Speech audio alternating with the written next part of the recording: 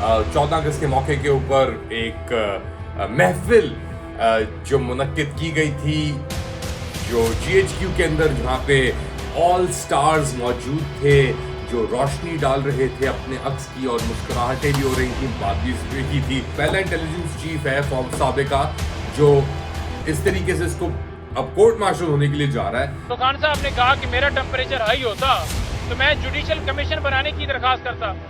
और मुलाकात हुई उनकी इमरान खान साहब से, वो बड़े खुश थे इमरान खान साहब से मिलने के बाद। जो सारा मीडिया लगा हुआ था निकाल दिया, किधर गया? वो निकाल दिया, बढ़ गया सारा। और आपने चाइना से फायरवॉल इंपोर्ट किया, चाइना के अंदर 20 साल लगे उन्हें अपनी फायरवॉल क्रिएट करने में। MQM, अब याद रखें MQM एक साइलेंट पार्टनर था, ये पीपल्स पार्टी MQM। और 14 रुपए बिजली का बिल कम तो हम क्या, हम कहीं हम कौन लोग हैं फिर भाई? क्या अफवाज पाकिस्तान और इजरायली हुकूमत एक ही हिकमत अमली पे गौर कर रहे हैं अपने मसाइल को दूर करने के लिए? लेट अली शो यू के एक और एपिसोड में आप सबको खुशामदीद। To like, subscribe and share this content. बात शुरू करते हैं। पाकिस्तान में मुज़ाकरात हो रहे हैं, नहीं हो रहे, टाइम डिले टैक्टिक्स जो अपनाई जा रही हैं। जब भी कोई रुकावट सामने आती है, अब एक अंधेरी काई में आसिम मुनीर फंसा हुआ है और उसके साथ कोई नहीं खड़ा सिवाय उसके सबॉर्डिनेट्स के। और अब ये जो 14 अगस्त के मौके के ऊपर एक महफिल जो मुनक्किद की गई थी जो GHQ के अंदर, जहां पे ऑल स्टार्स मौजूद थे जो रोशनी डाल रहे थे अपने अक्स की, और मुस्कुराहटें भी हो रही थी, बात भी इस पे की थी, थोड़ा आपको गाने भी सुनाए थे जो मुस्कुरा रहे थे आसिम मुनीर साहब। अब बात सामने आ रही है कि बिल्कुल आइसोलेट हो चुके हैं आसिम मुनीर साहब। अगर आप देखें GHQ की जो कॉन्फ्रेंस हुई है उसके अंदर शमशाद अख्तर साथ नजर नहीं आए आसिम मुनीर साहब के, और दीगर core commanders high level positions के नजर नहीं आए। आसिफ गफूर साहब मौजूद नहीं थे। अच्छा, ये हो सकता है कि रिटायर्ड ऑफिसर्स के लिए, हाई रैंकिंग ऑफिसर्स के लिए हो, मगर एक पूरा कोटरी था जो मौजूद नहीं था। राहील शरीफ को उठा लें, कयानी साहब को उठा लें, नदीम रजा को उठा लें, और दीगर टुच्चों को आप उठा लें तो कर दें, तो जो मेजर प्लेयर्स थे, बाजवा साहब नहीं थे, फैज हमीद साहब नहीं थे, आसिफ गफूर साहब नहीं थे, और दीगर लोग इसमें मौजूद नहीं थे। एक फ्रैक्चर्ड आर्म फोर्सेस का कमान अब डिले टैक्टिक्स में डिले टैक्टिक्स कर रहा है, जो वो इजराइल कर रहा है निगोशिएशंस के साथ। मुतालबात जो हमास और इजराइल के दरमियान चल रहे हैं, बातें चल रही हैं, जब भी कोई चीज सेटलमेंट होने को आती है, सीज फायर होने को आती है, तो नेतन्याहू साहब एक रुकावट खड़ी कर देते हैं। यहां पे भी लॉलीपॉप दिखा रहे हैं ये। अब पता नहीं क्या माइंडसेट चल रहा है, क्योंकि बात इतनी आगे बढ़ चुकी है पाकिस्तान के अंदर भी, इतनी बुरी सूरत हाल हो चुकी है पाकिस्तान के अंदर कि किसी वक्त भी ये जो तेजाब, ये जो वॉल्केनो जो अंदर मलमा जो भर आएगा लोगों के अंदर, ये फटने वाला है। और इसका अब इमरान खान सही आइसोलेशन के अंदर हैं, उनको बिल्कुल ये सेपरेट रखा हुआ है। पहली चीज तो ये होनी चाहिए कि इमरान खान को बाहर निकालना है। अगर इसके लिए एक मूवमेंट शुरू होनी चाहिए या करनी पड़ेगी इन लोगों को, तो इनको अब दिस इज इट। क्योंकि दूसरी तरफ से PMLN का मौकफ कंप्लीटली फेल हो चुका है। अब वो कह रहे हैं कि जी हमसे आके बात करो, बात नहीं कर, सीरियसली नहीं करोगे, हम नहीं करेंगे। तो वो तो डेस्परेट हो चुके हैं। यहां पे इतनी डेस्परेशन है कि आसिम मुनीर के पास के अंदर कि उसको अब राहील शरीफ को इंपोर्ट करना पड़ा सऊदी अरब से। कयानी पता नहीं कहां चिलिंग कर रहा था, उसको भी शेरवानी पहना के निकालना पड़ा। तो ये डेस्परेशन का माहौल है, और डेस्परेशन अब फैलती चली जा रही है, क्योंकि फैज हमीद का अरेस्ट तो हो गया, मगर कहां है फैज हमीद? किधर रखा हुआ है उसे? बाजवा का क्या इन्वॉल्वमेंट है इसके अंदर? तो इसका मतलब कि जो बातें इमरान खान कर रहा था बाजवा को लेकर, या PMLN कर रहा था फैज हमीद को लेकर, ये दोनों कंफ्लुएंस कर रहे थे, ये दोनों मिले हुए थे। ख्वाजा आसिफ बात पे बात आके कर रहेंगे और टॉन्ट कर रहेंगे, जी मिले हुए थे। खैर, ख्वाजा आसिफ इस तरीके से नहीं कह रहे, बट मिले हुए थे। CCTV फुटेज कहां है? 9 मई के वाकयात। तो एक चीज हेड ऑन पे जा रही है, और अब फाइनल एक फेज है बेसिकली, आप समझ लें। अच्छा, इमरान खान ने स्पेसिफिकली क्या कहा कि इन मौजूआत पे बात हुई? हुसैन हक्कानी की क्या लॉबिंग एफर्ट थी? जनरल फैज का क्या किरदार था? हक्कानी और फैज व्हाट्सएप बडीज भी थे। अभी फैज हमीद की एक ऑडियो भी रिलीज हुई अबसार आलम के साथ। बड़ा ही यानी अजीब सा एक माहौल कि यानी इतना सब कुछ हो गया आर्मी के अंदर। इंटेलिजेंस चीफ आपका एक एंटी स्टेट इंस्टीट्यूशन, पहला इंटेलिजेंस चीफ है साबिका जो इस तरीके से इसको अब कोर्ट मार्शल होने के लिए जा रहा है। नईम पंजूथा ने अडियाला जेल के बाहर क्या बात की, जरा सुनिए। फिर जनरल फैज के हवाले से खान साहब ने दोबारा अपना मौकफ दिया है, क्योंकि मीडिया के दोस्तों ने बात की कि फैज के हवाले से जरा बताइए कि उनकी गिरफ्तारी हुई है, तो सुना है बातें हो रही हैं कि आपका टेम्परेचर बड़ा हाई है।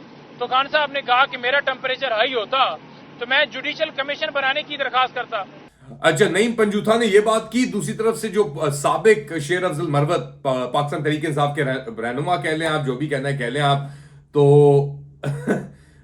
उन्होंने भी आके एक बात की है कि जी फैज हमीद के ऊपर और मुलाकात हुई उनकी इमरान खान साहब से। वो बड़े खुश थे इमरान खान साहब से मिलने के बाद, और मगर बाहर निकलते ही उन्होंने एक भंड मारा। और फैज हमीद के ऊपर भंड क्या मारा कि जी इमरान खान का इसने गलती की तो इसके साथ हो रहा है जो अच्छा हो रहा है। इमरान खान का मौकफ ये कि जी जो हो रहा है फैज हमीद के साथ ये अफवाज पाकिस्तान का अंदरूनी मसला है। अंदरूनी मसला तो है क्योंकि इतनी बड़ी ब्रीच अगर हुई है अफवाज पाकिस्तान के अंदर और चलती लगातार आ रही है। 9 मई उस वक्त फैज हमीद साहब तो ISI चीफ नहीं थे, वो कहां थे फैज हमीद साहब, उनका तो कोई तस्वुर ही नहीं था। अच्छा, 9 मई के वाकयात ले लें आप, फिर अडियाला के अंदर जो ये कार्रवाई हो रही है, तो इसका मतलब कि जो 400-500 इंटेलिजेंस अहलकार हैं, या तो वो फैज हमीद के इन्फ्लुएंस में आ गए थे, या वो उनको खबर नहीं थी, या ऊपर से कोई कॉन्फ्लुएंस थी। इन सवालों का जवाब तो देना पड़ेगा आपको, जो जवाब आपके पास नहीं है। तो खैर, शेर अफजल मरवत की मीटिंग हुई है, हल्की सी इनकी बात भी सुन लेते हैं क्या कह रहे हैं ये, और फिर बात को आगे बढ़ाते हैं। कि हमने कभी परवाह ही नहीं की है। ये जो सारा मीडिया लगा हुआ था, निकाल दिया, किधर गया? वो निकाल दिया, बढ़ गया सारा कुछ। ये ड्रामे थे, मैं पहले दिन से बता रहा था। खान के साथ 1.5 साल तक मैं इतना ज्यादा मिला हूं कि मुझे पता है ना, खान और हमारी मोहब्बत कोई चुगलियों से दूर नहीं कर सकता है। तो लिहाजा खान मेरा लीडर था। मैंने उस वक्त भी कहा जब मुझे कहा गया कि आपको निकाल दिया, सीट वापस कर दे, तो मेरा जवाब यही था। जी, तो ये थे शेर अफजल मरवत साहब। मैं बात उनसे पहले कर रहा था कि कंस्पिरेसी अगर थी और 9 मई के वाकयात थे और ये सब कुछ था, तो अताउल्लाह तारड़ साहब भी अपना मुंह उठा के आ गए। इनकी साउंड बाइट्स और ये सब चीजें, ये तमाम तर इस साजिश का सरगना इमरान नियाजी था और उसकी सहूलतकारी जनरल फैज और उनके जो बाकी साथी हैं वो कर रहे थे। तो ये एक सियासी गठजोड़ था बानी चेयरमैन PTI की क़यादत में, जिसके साथ लिंक था जनरल फैज का और बाकी अफसरान का और बाकी कुछ इसमें और इदारों के भी लोग शामिल हैं। और देखिए ये दायरा कार बढ़ेगा, चाहे कोई साकिब हो, कोई निसार हो, ये मामलात आगे चलेंगे। ये बस इनकी बातें ही रह गई हैं और कुछ नहीं है इन लोगों के पास। मैं हमेशा ये बातें कर करके थक जाता हूँ। इंटरनेट की हम बात कर रहे थे और मैंने इसके ऊपर कुछ चंद माह पहले जब ये ट्विटर बंद हुआ था तो उसके ऊपर ही बात की थी। एक बात आई वाजे, दोस्तों से बात कर रहा हूँ कराची में, कई दोस्त परेशान हैं, कई दोस्तों के पास बहुत पैसा है, तो वो कह रहे हैं यार हम तो अपना बिजनेस बाहर लेके चले जाएंगे। भाड़ में गया ये मुल्क। हाँ, एक दुख होता है कि आप जो हमारे साथ लोग काम कर रहे थे उनका रोजगार IT के अंदर इफेक्ट जरूर होगा, बट टफ लक। पैसा जिसने कमाना है वो बाहर रह के भी कमा लेगा। जिसका पैसा है उसके लिए मसला नहीं है, उसने यहां से उठाया बाहर लगा दिया। हाँ, खानदान, लोग, मुल्क, सल्तनत, ये सब चीजें बाहर में गई। अब मसला यहां पे खड़ा हो गया कि आप एक अगर ऐप को या एक सर्विस को, और आपने चाइना से फायरवॉल इंपोर्ट किया, चाइना के अंदर 20 साल लगे उन्हें अपनी फायरवॉल क्रिएट करने में, आपने इंपोर्ट करके उसको 20 दिनों में, चंद माह में आपने इंप्लीमेंट करने की कोशिश जो की है, अब इसके कॉन्सिक्वेंसेस क्या आ रहे हैं कि अब एक इकोसिस्टम है। ये इंटरनेट एक इकोसिस्टम है। इस इकोसिस्टम के अंदर कई डिफरेंट एप्स हैं, उन एप्स के कई डिफरेंट यूसेस हैं और आउटकम्स हैं, ऑब्जेक्टिव्स हैं। अब अगर आप एक चीज को दबाते हैं तो पूरा इकोसिस्टम इफेक्ट होता है, क्योंकि एक बिजनेस सिर्फ एक प्लेटफॉर्म से नहीं चलता ना। मैं YouTube यूज कर रहा हूं, मैं XP यूज कर रहा हूं, मैं Instagram भी यूज कर रहा हूं, मैं TikTok भी यूज कर रहा हूं। जो लोग कमाई कर रहे हैं वो डिफरेंट प्लेटफॉर्म्स, फाइवर के थ्रू वो नौकरियां पकड़ते हैं, व्हाट्सएप के थ्रू या सिग्नल के थ्रू वो मैसेजिंग करते हैं। एक लूप क्रिएट होता है, एक इकोसिस्टम क्रिएट होता है। तो अगर आप एक इकोसिस्टम के एक हिस्से को आप वार करते हैं या स्क्वीज करते हैं या दबाव करते हैं या दबाते हैं, तो उसका इंपैक्ट पूरी एनवायरनमेंट में आके होता है। मैं आईटी का एक्सपर्ट नहीं हूं, मैं आईटी मिनिस्टर भी नहीं हूं, शाहजा ख्वाजा आसिफ की जो ये शाहजा हैं उनकी तरह, लेकिन कॉमन सेंसिकल चीजें जो है ना, अगर आपको तनकीद से परेशानी है या आप बर्दाश्त नहीं कर सकते तो आप वो पहले हरकतें मत करें जो आपको तनकीद का निशाना बनाएं।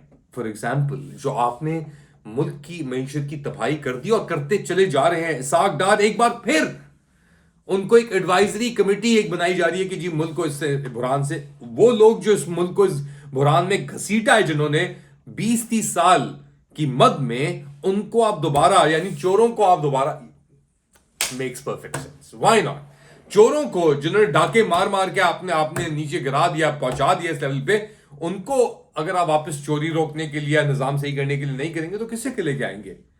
और जो चोर नहीं है, जिसके ऊपर जो इल्जाम आपने लगाए थे वो स्टिक नहीं हो रहे, अब आपको अपने बंदे अरेस्ट करने पड़ रहे हैं, उसको आपने अंदर किया हुआ, तो आपको पता है किधर जा रही है ना सिचुएशन, ये मार्शल लॉ की तरफ ही सिचुएशन, खैर मार्शल लॉ से तो बहुत आगे जा चुकी है, मगर फुली अब मार्शल लॉ के ऊपर ये सिचुएशन आ गई है। इन लोगों में अपनी लड़ाइयां शुरू हो गई हैं।